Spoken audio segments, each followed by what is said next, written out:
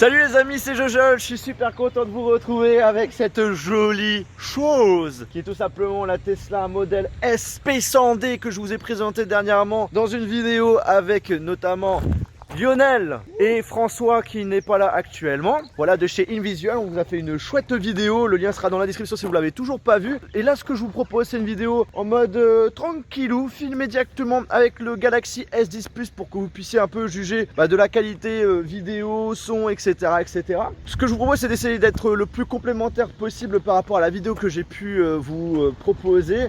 Surtout vous montrer les différentes fonctionnalités qu'on peut avoir à l'intérieur de cette voiture. Et ce qu'il faut savoir c'est que cette voiture est un tout petit peu tech, tout petit peu. Genre première chose qu'on peut faire avec cette voiture, on peut la contrôler avec son smartphone. Juste ça. Du coup pour contrôler sa Tesla avec son smartphone, ça se passe directement sur l'application qui se nomme Tesla, qui est gratuite sur l'App Store et sur le Play Store, il n'y a pas de souci. Première chose qu'on a comme information, c'est le niveau de batterie. Là par exemple, je peux encore rouler 178 km.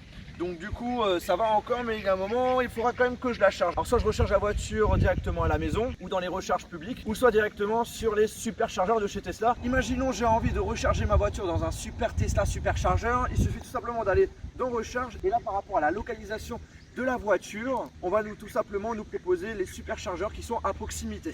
Ensuite à distance on a la possibilité d'activer, désactiver la climatisation. Alors ça c'est plutôt pratique, tout simplement parce que imaginons voilà, il fait super froid et j'ai envie d'aller dans une voiture directe qui est bien chaude. Et bien à distance, avant d'aller récupérer ma voiture, j'active tout simplement la clim, je peux choisir la température, j'ai la possibilité même d'activer, désactiver et choisir le niveau au niveau du siège chauffant de chaque siège. Et si on veut, on peut aussi activer le système de chauffage au niveau du volant. Après on a la possibilité, hop là, imaginons j'ai oublié mes clés. D'ailleurs la clé de la Tesla elle est comme ceci. Voilà, en forme de voiture de Tesla. Et en fait on a juste un petit bouton qui permet d'allumer la voiture, ou soit qu'on appuie 2 fois dessus, normalement ça ouvre le coffre à l'arrière. Mais ce qu'il faut savoir c'est qu'on n'est pas obligé d'appuyer sur le bouton, il suffit tout simplement d'avoir la clé autour de soi. La voiture détecte automatiquement qu'on l'a sur nous et en fait la voiture va s'ouvrir. Mais imaginons voilà, j'ai oublié les clés de ma voiture, c'est pas grave parce qu'avec mon smartphone j'ai la possibilité d'ouvrir. Il y a une petite voilà. Une petite orgie de canard. Ils sont vraiment fascinés par la voiture comme tu peux le remarquer. Donc du coup si tu as oublié tes clés, c'est pas grave parce qu'avec ton smartphone, avec l'application, tu peux tout simplement faire office de clé. Si tu veux déverrouiller, verrouiller la voiture à distance, là par exemple elle est verrouillée. Et si j'ai envie de la déverrouiller, bim, j'appuie dessus. Et elle est déverrouillée. Dans la partie commande, qu'est-ce qu'on a? Alors déjà, ça peut être pratique, par exemple, qu'on a garé notre voiture et qu'on a envie de la récupérer et qu'il fait nuit. On a la possibilité d'allumer les clignotants. Par contre là on les voit pas trop parce que voilà il fait plein jour. Mais là imaginons, voilà, j'arrive vraiment pas du tout à trouver ma voiture. J'ai la possibilité de mettre en place un klaxon. Attention. Wow, ça... Mais en tout cas voilà, ça marche. Autre chose, on a la possibilité encore à distance d'ouvrir le coffre avant. Oui. Comme ça vous permet de voir un peu comment est le coffre à l'avant. Donc du coup il est un petit peu petit, mais celui à l'arrière est gigantesque. Et là vous avez tout simplement le moteur. Est-ce qu'on peut aussi le fermer à distance ou pas? Non, ça ne se ferme pas à distance. Il faut le faire manuellement. Coffre avant, coffre arrière, et on peut également, si on le souhaite, l'ouvrir à distance. Magie! Je vous laisse un petit peu venir pour voir justement l'espace qu'on a pour mettre nos affaires. C'est juste dingue. Après ce qu'il faut savoir c'est que cette voiture elle est vraiment longue, et on peut par contre fermer le coffre, ou soit on peut appuyer aussi sur le petit bouton ici. Après vous avez un mode voiturier, alors ça je pense que c'est pour les personnes qui sont plutôt riches et qui vont à un hôtel et qui veulent laisser la voiture en voiturier, on active cette option. Et après on a la possibilité d'activer une mode de limitation de vitesse. Si vous l'activez, vous choisissez la vitesse max de la voiture. Ça c'est vraiment pratique, on a la possibilité de connaître la localisation parfaite de la voiture. Donc là par exemple je sais qu'on est justement à côté d'un château de Franc-Waret. Et pour finir, ça c'est vraiment pratique quand vous avez garé votre voiture dans un lieu assez étroit et que vous voulez faire sortir la voiture. On va dans sortie auto, il faut être proche de la voiture sinon ça ne marche pas. Et là on a la possibilité de faire une marche arrière. Il faut laisser appuyer sur marche arrière pour que ça fonctionne. Voilà. Et la voiture recule tout simplement. Je lâche, elle s'arrête. J'ai envie de faire une marche avant, je peux la faire sans aucun souci. La voiture fonctionne sans moi à l'intérieur. C'est abusé. Attends. Voilà. Bon maintenant Lionel, je vais te montrer comment c'est à l'intérieur. Je ne me déplace pas. Hop là. Voilà. Waouh. Et c'est magnifique à l'intérieur. Je suis d'accord. Franchement, l'intérieur c'est hyper propre. Le blanc ça change. On est bien dedans, on a plein d'espace, c'est vraiment cool. Et du coup, au niveau des commandes, comment ça se passe? Alors là, on a la possibilité de gérer tout ce qui est musique, augmenter, baisser le son, changer de musique. On a le klaxon voilà, classique. Là, on a la possibilité d'activer l'option vocale. On a la possibilité aussi, par rapport au tableau de bord à droite, de par exemple rapidement d'augmenter, baisser la température. On peut choisir la ventilation, la luminosité de l'écran. À gauche, les commandes classiques pour pouvoir gérer les rétros, d'ouvrir les fenêtres, de les fermer, etc., etc. Pareil pour les fenêtres à l'arrière. Franchement, voilà, c'est des commandes vraiment hyper classiques. À notre gauche, on a les commandes pour pouvoir gérer les essuie-glaces, également tout ce qui est lumière. Puis là, en bas, ça c'est pour la fonction autopilote et régulateur adaptatif de vitesse. Ensuite, à droite, ça change un petit peu par rapport aux autres voitures auto. Là, c'est pour tout simplement choisir si on veut le mettre en mode reculé, en mode neutre ou en mode j'ai envie d'avancer mon pote, ou soit le mode parking. Ensuite, là, au niveau du tableau de bord, vous avez en fait à votre gauche, notamment le GPS quand on le lance. On a la batterie, on a ensuite au milieu un aperçu notamment de l'environnement de la voiture, et à droite tout ce qui est voilà consommation de la batterie, et ensuite les petites options que je vous ai montré juste avant. Là où c'est assez impressionnant, c'est cet écran géant tactile de 17 pouces. Je connais pas la définition exacte, mais on est vraiment sur un écran de super bonne qualité. Et là, vraiment, vous pouvez contrôler la voiture. On peut rabattre justement les rétros, les suspensions. On peut gérer aussi la hauteur de caisse. Donc ça, c'est plutôt pas mal pour les personnes qui sont fans de voiture. Ensuite, on a l'éclairage de la voiture qu'on peut gérer. On peut choisir le type de conduite, soit confort, sport ou démesuré. Moi, de mon côté, j'ai mis confort, comme vous pouvez le remarquer. Ensuite, on a les petits réglages pour l'autopilote. Véhicule, tu peux activer le mode déverrouillage de la portière conducteur, sortie auto des poignées, verrouillage par éloignement, déverrouillage en stationnant. Voilà, il y a énormément de fonctionnalités, c'est vraiment cool. Affichage, là tu peux choisir si tu veux avoir le mode affichage nuit, ou soit le mode jour, ou soit en auto. Moi je le mets en auto. On a un compte, on peut avoir un compte Spotify, on peut utiliser bien sûr la radio ou écouter directement les musiques du téléphone. Du coup ça se connecte en Bluetooth et ça marche super bien, franchement. J'ai pas eu de soucis, que ce soit sur iOS ou sur Android.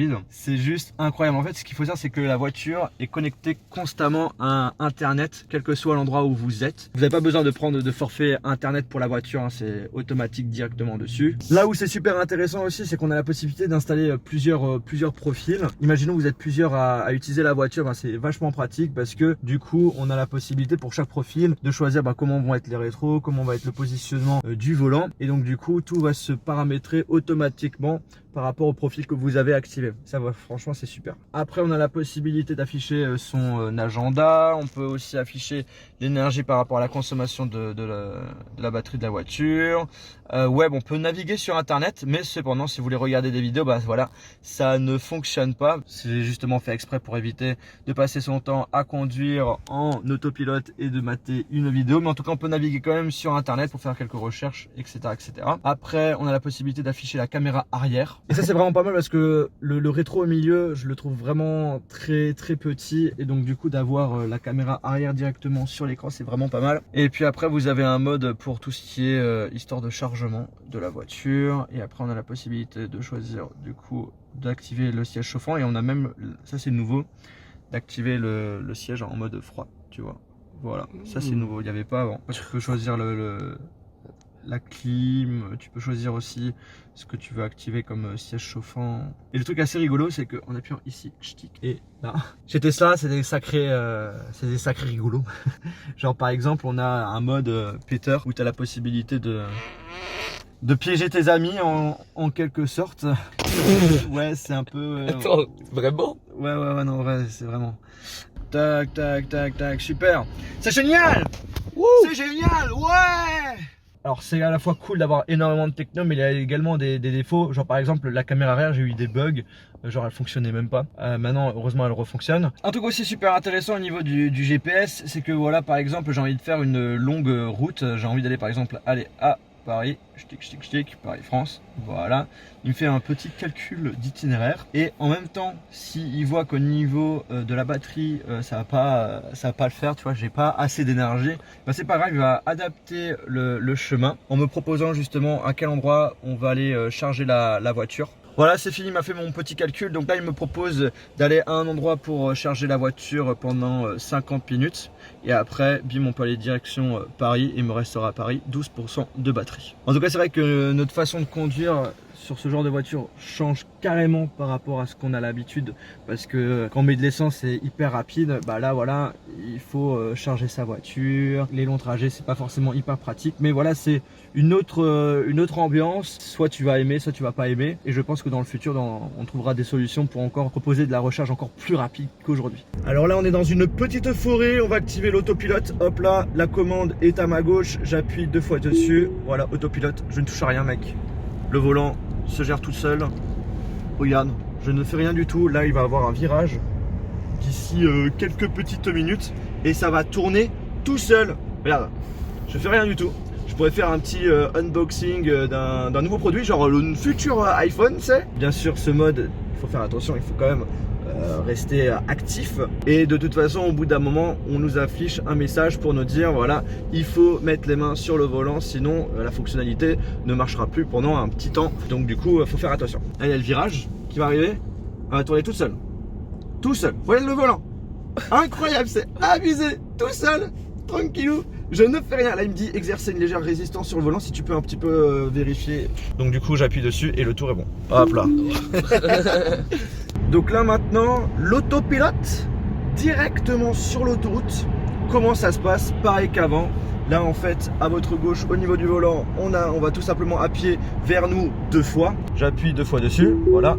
Et l'autopilote s'est activé. Pour savoir si l'autopilote a été activé, ça se passe sur le tableau de bord. Il y a tout simplement l'icône volant en bleu qui est activé. Et là, du coup, le mode autopilote est activé. Donc du coup, qui dit autopilote dit voilà, voiture pratiquement autonome. Elle s'adapte tout simplement à son environnement. Elle adapte sa vitesse, elle s'adapte par rapport au virage. Et ça fonctionne super bien, notamment sur les autoroutes. Moi, de mon côté, cette fonctionnalité, je le conseille vraiment pour les personnes qui font des longs trajets. Sur l'autoroute, c'est vraiment un régal. Pour la ville, ça fonctionne, mais c'est pas si pratique que ça. Pourquoi? Parce qu'il n'est pas capable de détecter actuellement les feux rouges, les feux verts. Ensuite, les voies de bus ne sont pas détectées. Donc, voilà, faites super attention à cette fonctionnalité. Moi, je l'utilise notamment sur l'autoroute, ça fonctionne super bien. Imaginons les amis, on a envie de dépasser la voiture qui est devant nous. La voiture ne peut pas le faire actuellement tout seul. Il faut déjà lui indiquer qu'on a l'intention d'aller à gauche. Hop là, je vais à gauche. On garde les mains sur le volant et là, la voiture va tout simplement aller vers la gauche. Tout simplement. Voilà, j'enlève mon clignotant et puis le tour est joué.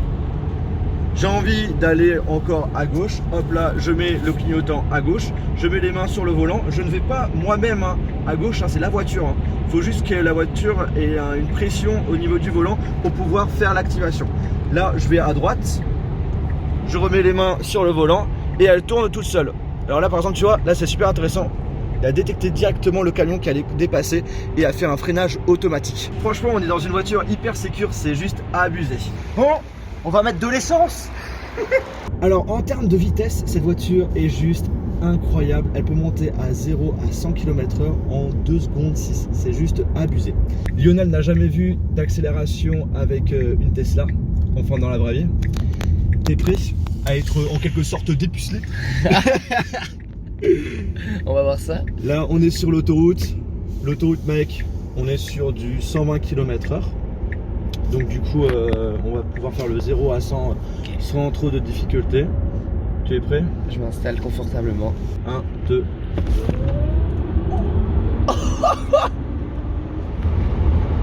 Quoi? Oh mec, j'étais pas prêt. C'est ouf! C'est incroyable, c'est même plus rapide que certaines Lamborghini, genre... Ferrari et tout. C'est abusé. Mais mec, genre le coup d'accel que tu veux, celui-là. Non mais c'est incroyable. Là où c'est dingue, tu vois, j'ai déjà testé des voitures de luxe, genre Lamborghini et compagnie. Ouais. Et la grosse différence, c'est au niveau du son. Là, il n'y a pas de son. On entend juste le bruit des moteurs qui sont vraiment hyper légers. C'est surtout l'autoroute en fait qu'on entend. C'est l'environnement autour de la voiture qu'on entend quand on roule. Et c'est assez... c'est perturbant en fait. C'est abusé. C'est super perturbant. Justement sur le tableau de bord on a la possibilité de voir la consommation. Et vous voyez les grosses courbes là, ça c'est les accélérations qu'on a pu faire. Et donc plus on est vers le haut, c'est pas bien parce que du coup on consomme trop. Donc voilà, faut qu'on fasse un petit peu attention. Mais ça ne nous empêche pas également de temps en temps de nous amuser. Mais très important, faites attention et respectez le code. Ce qui est assez incroyable, c'est qu'avec toutes les caméras qui sont du coup autour de la voiture, on a un aperçu au milieu par rapport à notre environnement, ce qui entoure la voiture. Genre là, il a détecté justement qu'il y a un camion. C'est assez dingue. Là, il va détecter qu'il y a une voiture qui va me dépasser. Et justement, c'est le cas. Ah, je suis content de conduire cette voiture, moi je te dis. 1, 2, 3.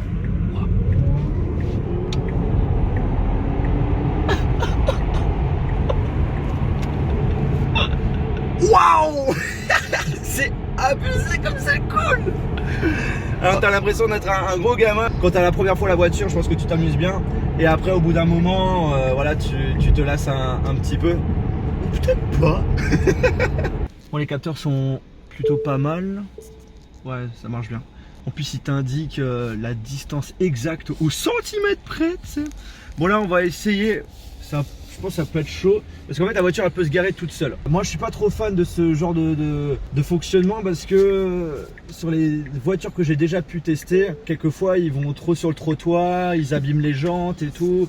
C'est pas forcément terrible. Je pense qu'elle détecte que il y a plein de voitures en fait qui sont garées et que voilà, je suis en mode je recherche une place et donc dès qu'elle va trouver une place qui correspond justement à mes critères, elle va tout simplement me proposer de me garer à tel endroit. Bon, la voiture elle ne se gare pas toute seule, donc du coup on va faire nous-mêmes. On set des rétros, des capteurs. Là il me dit stop, mais je suis désolé mec, je peux encore. Voilà, je recule. Voilà. Bon, on a réussi à sortir de la voiture et de la garer. Et franchement, ça va, on s'est plutôt bien débrouillé. Pour tout ce qui est capteur et tout sur la voiture, franchement c'est hyper pratique pour les personnes qui se prennent la tête pour se garer, qui ont peur de se taper les voitures. Franchement, juste génial, ne vous inquiétez pas, la voiture va s'éteindre tout seul et tout. C'est high tech. Bon, on arrive à la fin de la vidéo, là on est en mode, on est en train de charger la petite voiture, la petite voiturette. Donc du coup on est dans le coin où on a la possibilité d'avoir les bornes super chargeurs de chez Tesla. Et donc là la voiture est en train de les brancher. Ça fait très très bizarre, du coup c'est la première fois que je recharge une voiture électrique.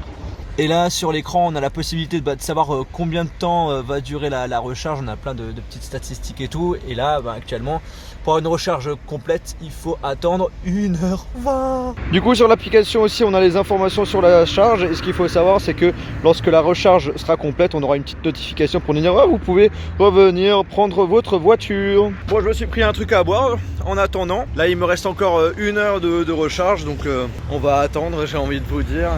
Comme ça demain on sera tranquille pour faire encore plusieurs plans de la vidéo Tesla que vous avez déjà vu. Parce que oui, pour l'instant on ne l'a toujours pas tourné. En tout cas j'espère vraiment que cette vidéo que ça vous a plu. Je me suis dit que ça pouvait être super intéressant de la filmer entièrement avec le Galaxy S10. Comme ça vous êtes capable de voir vraiment ce qu'elle peut vous proposer si vous avez l'intention de vlogger.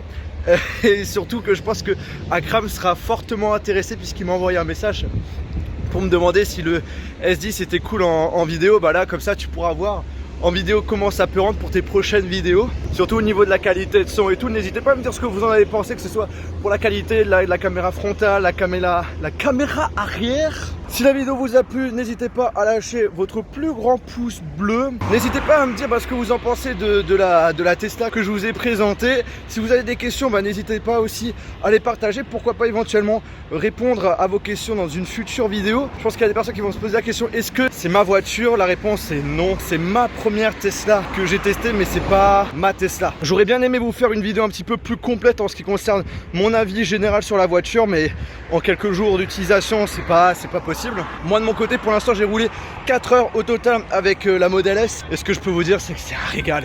Franchement cette voiture est juste incroyable. Je dirais que la seule critique que je pourrais lui donner, enfin il y en aurait deux, c'est le fait qu'on n'a pas la possibilité d'installer CarPlay dessus et surtout bah voilà le temps de recharge qui reste quand même assez long. Le mieux c'est d'avoir sa propre installation à la maison pour faciliter la chose. Donc aujourd'hui si je dois acheter une Tesla, parce que j'aimerais bien en acheter une, bah ça serait pas un achat intelligent tout simplement parce que dans mon parking chez moi j'ai pas de système de recharge, je suis obligé d'aller dans des bornes et tout pour la recharger, c'est pas super pratique. Bref, je commence à revenir sur mes pas, la voiture est encore en train de charger. Je vous souhaite en tout cas une bonne continuation et on se retrouve dans une prochaine vidéo et n'oubliez pas de vous abonner si c'est toujours parfait. Allez salut. T'es prêt à être en quelque sorte dépucelé? On va voir ça. 1, 2.